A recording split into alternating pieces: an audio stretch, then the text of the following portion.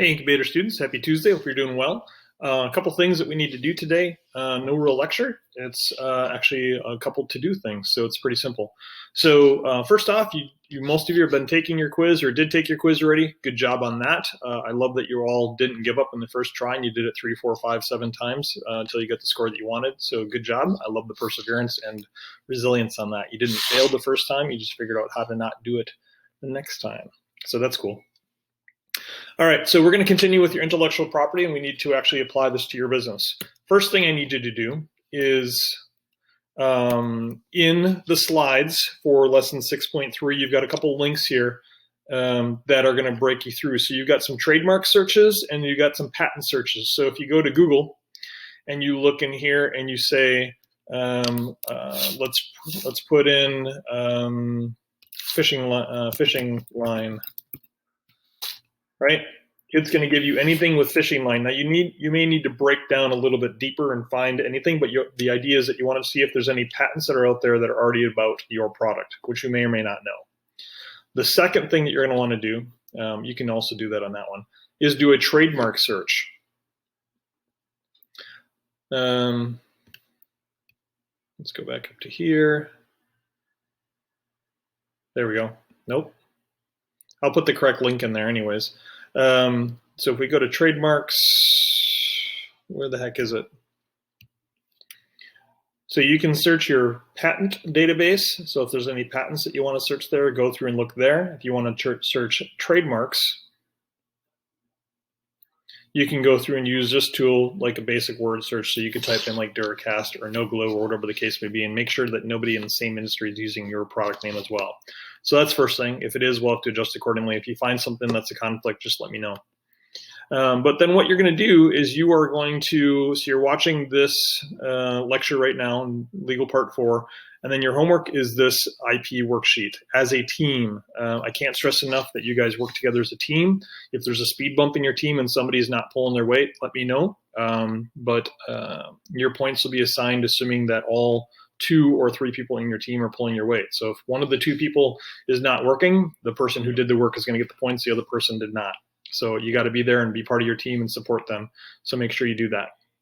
And if there's an issue with the timing of that and you guys aren't able to connect at the same time, talk it out, let me know, and I'll help you through that, okay? But I can't help you if you don't tell me. So you're going to fill this document out. It's called the IT Protection Plan Worksheet, and complete this to the best of your ability as a team. So your company name, let's use Duracast as an example again. Who would be Duracast? Their IP asset name would be Duracast as well, because that's the name of your product. A different one would be like McDonald's versus the Big Mac, right? Product versus company. In the case of Duracast, they're 2 in the same. And then a quick description. So Duracast is a line protectant, sealant, glue, something that applies to the fishing line to protect against abrasion on the first 10 feet, or whatever the case may be. So just a real quick description of what that is. And then determine which or all of these intellectual property assets apply to you. So trademarks can apply to everybody. I don't know that the copyright's going to apply to anybody in this. Not that I don't think so. Trade secret, yeah. So if you come up with a special chemical for your product, or if there's a algorithm for your app or something special about you don't want anybody else to know about, that's your trade secret. And then the utility and design patent. So again, utility patent is the way that it works. Design patent is the way that it looks. And then for each one of those, any aspects of your business that need protection, break that down. So for example, everybody will have trademark protection because you need to protect your logo and your brand name, okay? And then what is the proposed protection for that? And the cost. I'm gonna put in there right now, I'll add that in there, and cost. You can find those costs by going back to here and looking at those fee examples, okay? So make sure you break that down for all of those. So once you're done with this, turn this in, and then what I want you to do is take those costs, go back to your spreadsheets, your financial models, and make sure that you are updating those one-time costs, those startup costs accordingly into that spreadsheet. So if I go to let me go to Duracast again. And if I can find their financial plan real quickly, I should have had this up for you earlier.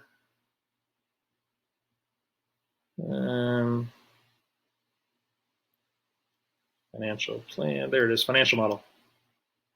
So you're going to go to your financial model, and then on the financial model, you are looking for the startup costs. So update your startup costs on here and add in trademark costs, patent costs, design or utility patent costs, all those sort of things, and make sure that those are accounted for in here in those startup one-time costs, whatever those may be. Okay, so make sure those are put in there. You can just put them underneath either the development costs or underneath your administrative costs. That's it. So have those two things done for me on Thursday. There will be another quick lecture tomorrow, but nothing else that we need to worry about. This assignment, this IP protection plan, and then updating your spreadsheet is your last grade for Q3.